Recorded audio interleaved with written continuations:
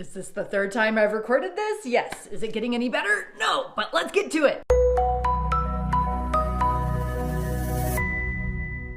Have you ever wondered why God sent 10 deadly plagues on the Egyptians? Like, why 10? Why not just do the last one first and convince Pharaoh immediately?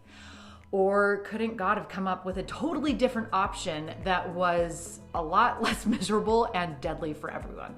I never thought of that. Well, it turns out that each of the Egyptian plagues was specially designed to send a really powerful message to both the Egyptians and the Israelites. Kind of like God had a plan all along. Imagine that. So let's dive in. Now, as a bit of background, the ancient Egyptians were polytheistic, and that just means that they worshiped lots of gods instead of just one, which sounds exhausting because they had gods who controlled the sun, the moon, the water, cattle, the earth, and so much more, and they had to keep them all happy. Not fun.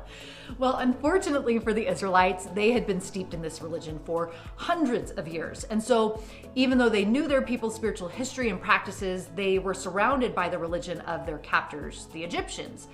And because of this, their physical captivity in Egypt wasn't actually their biggest problem. Wait, what? So author James L. Farrell put it this way. He said, quote, "The biggest problem for the Israelites was not that they were stuck in Egypt. The biggest problem was that Egypt had become stuck in them." Don't you love that? Oh my gosh, I love how he put that. So when God wanted to physically get the Israelites out of Egypt, he used a method that would also help to get Egypt emotionally and spiritually out of the Israelites, okay? And this is where the 10 plagues come in. So with each plague, God was teaching both the Egyptians and the Israelites that he was all powerful and all of their Egyptian gods were nothing. Okay, you see, each of the 10 plagues was a direct attack on one or more of the gods the Egyptians worshipped. And with each plague, God and Moses showed everyone that those gods were absolutely no match for the God of Israel. That's really smart. So let's go through these 10 plagues. So the first plague, God sent Moses to turn the water of the Nile into blood. Gross, right? And this honestly would be a big deal anywhere and at any time. Like imagine waking up in the morning, you turn on the faucet and blood comes out. Like gross and also bad. But this was especially a problem for the Egyptians who lived in the middle of the desert because the Nile was their source of life. So without the fresh water of the Nile, they would literally die. Water! Water! And so the water of the Nile was turned to blood and it killed all the fish and it made the water totally undrinkable and it left the Egyptians and the Israelites in a serious bind. And so during this time, the Egyptians likely were praying to Hapi, the god of the Nile, but he couldn't do anything. It was the God of Israel who healed the water and proved that he was ruler of the Nile. Nicely done. Okay, so each plague after that, it was a pattern of proving the powerlessness of the Egyptian gods and the power of the God of Israel. So the second plague, it brought frogs from the Nile. It proved that Heket, a goddess with the head of a frog, had absolutely no control over the frogs that covered the land. Only the God of Israel did. The third plague, it brought itchy, scratchy, disgusting lice from the dust of the earth. It proved that Geb, the god of the earth, didn't have power to recall the lice and return them to dust. And seriously, can you imagine? Can you imagine everyone and everything being covered in lice? Just, ugh, so gross. I'm your worst nightmare.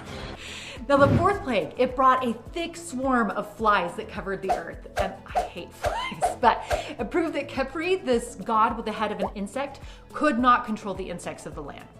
Okay, so the fifth plague, it brings the death of the Egyptians' cattle and their livestock. And this proves that the principal goddess, Thor, she's supposed to have given birth to all the other gods, whose form was that of a cow. She didn't have power to save the Egyptian cattle. Like, embarrassing, right? Awkward.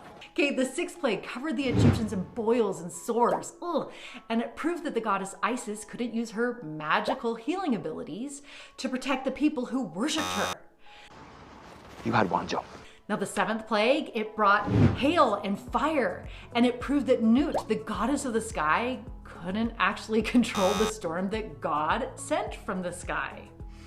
The 8th plague, it brought locusts that ate the last of the crops that the storm hadn't destroyed.